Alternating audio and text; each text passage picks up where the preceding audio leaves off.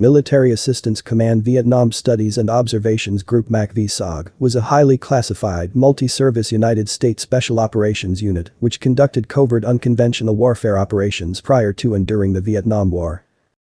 Established on 24 January 1964, the unit conducted strategic reconnaissance missions in the Republic of Vietnam, South Vietnam, the Democratic Republic of Vietnam, North Vietnam, Laos, and Cambodia, carried out the capture of enemy prisoners, rescued downed pilots, conducted rescue operations to retrieve prisoners of war throughout Southeast Asia, and conducted clandestine agent team activities and psychological operations.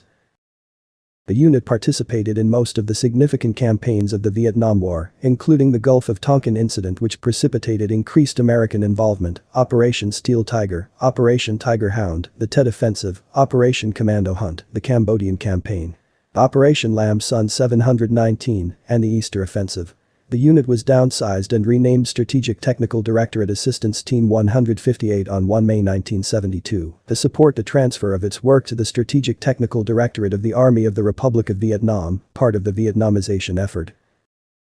The Studies and Observations Group, also known as SOG, MACV-SOG, and MACV-SOG, was a top-secret, joint unconventional warfare task force created on 24 January 1964 by the Joint Chiefs of Staff as a subsidiary command of the Military Assistance Command Vietnam, MACV.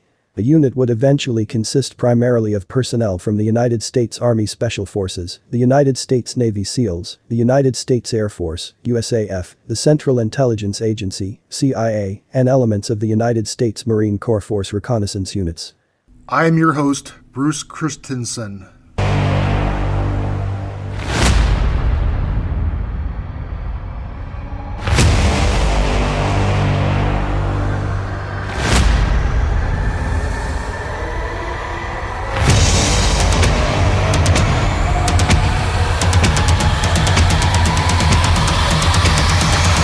Camp Ramasun, Udon Thani.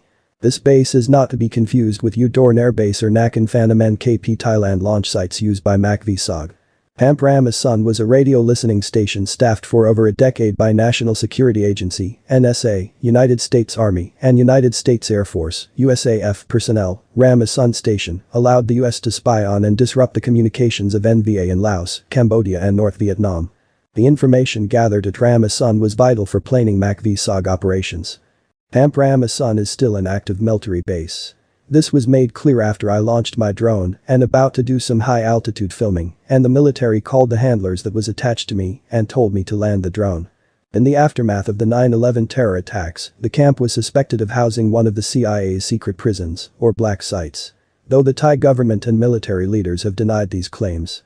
Planted in a field some 10 kilometers away from Udon Thani City, with its unmissable Willenweber radio mast array that was nicknamed the Elephant Cage for its sheer size and appearance, Ramasun Station was like an alien installation in more ways than one.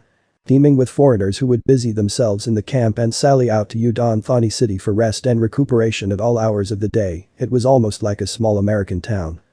With fully air-conditioned permanent structures throughout, equipped with its own cinema, swimming pool, indoor and outdoor sporting facilities, power plant, and water supply.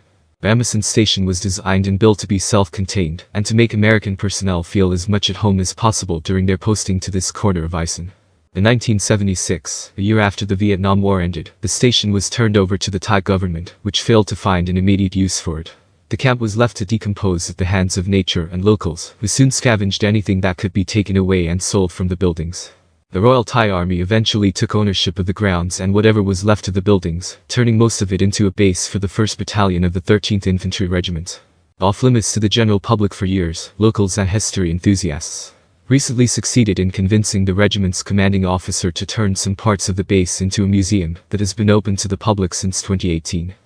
The 1,200 US military and NSA personnel stationed at Ramasun Station worked 3 8-hour shifts a day, which meant that at any given time, there were off-duty Americans ready to go into town for some rest and recreation. This had the effect of turning some parts of Udon Thani into a 24-hour party town. Many beer bars opened up as a result. They sold the beverage in the small stubby bottles favored by Americans, played music familiar to American ears, and provided the venue for quite a few American servicemen to meet their girlfriends. Sometimes known colloquially in Thai as Miat Chow or rented wives. Like all US military installations of a certain size, Ramasun Station had a post-exchange better known as the PX, which sold a wide variety of imported tax-free American goods, ranging from snacks, stationery, and clothing to electronics and household appliances. It was against the rules for Thais to buy anything from the PX, since that would amount to tax evasion, so they would arrange for a friendly American to buy things for them. Unbeknownst to many, the authorities kept a list of people who were suspected of being involved in this illicit trade Thai, and American and recorded it permanently in their personal files. Thais could also do well for themselves working inside Ramasun Station, which employed more than 1,400 Thais in various ancillary roles. One Thai, his job entailed typing documents and translating for his civilian boss, was paid a salary of 8,000 baht per month.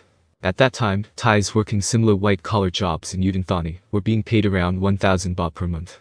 To put this in perspective, a bowl of noodles then cost 5 baht.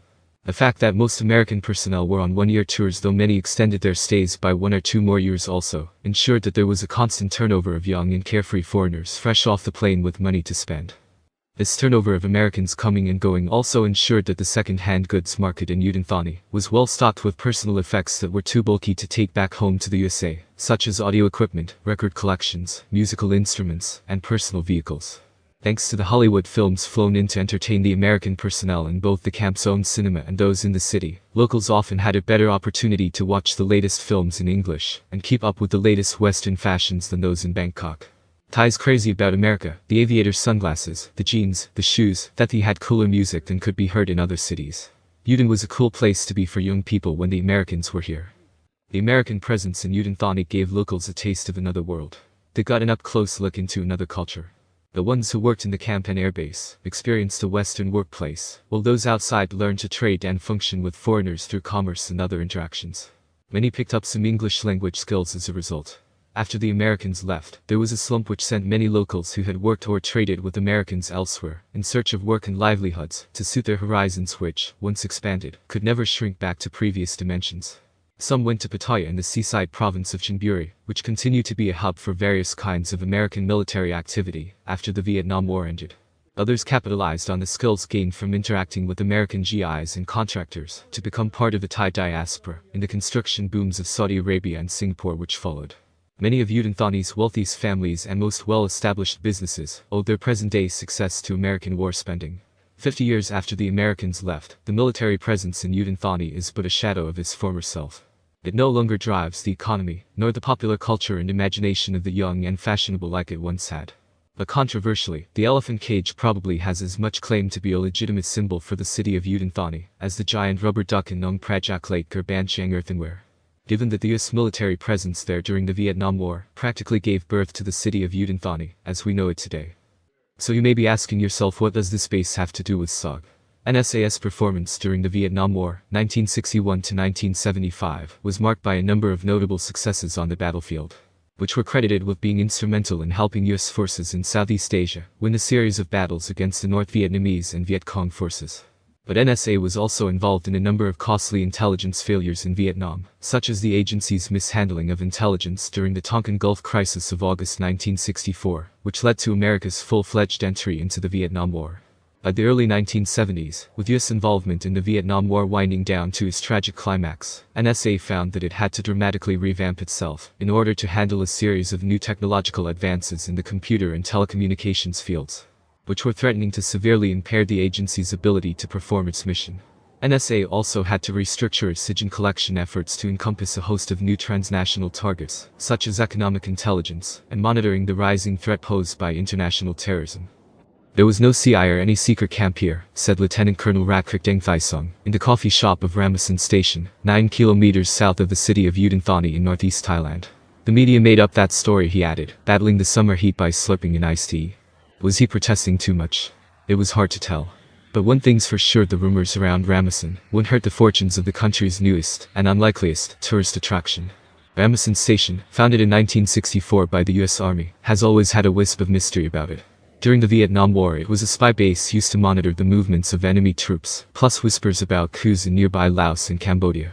We monitored everyone, friend, foe, and people who were neither, said a US veteran based at Ramasun between 1969 and 1971, and who has written about the place under the pen name M.H. Burton. The highest priority interceptions were called critics, or the one that wakes the president up. The overthrow of a government, a major battle, the assassination of a head of state. For this work Burton and his colleagues used missile-like antennae protruding from the ground in a vast egg-shaped formation. When their shifts ended they headed into Udon Thani, which according to Burton was a city of whorehouses, loud bars and Thai bands playing unintelligible covers of American rock roll. Thailand denied the existence of any secret prisons on its turf, but leaked documents suggested otherwise. Almost 30 years after the base was supposedly abandoned in 1976 following the end of the war, rumors that something dark was still taking place at Ramasun, officially named the 7th Radio Research Field Station. Around 2003 they suggested that the place was a secret CIA jail, where terrorists were interrogated in the wake of Al-Qaeda's 9/11 World Trade Center attack in New York.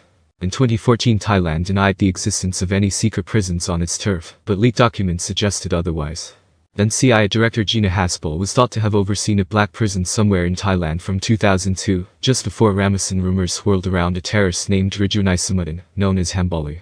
A member of the Jemaah Islamiyah group thought to be behind the 2002 Bali bombings. Hamboli was supposed to have been probed in Ramasun before being shipped to Guantanamo Bay.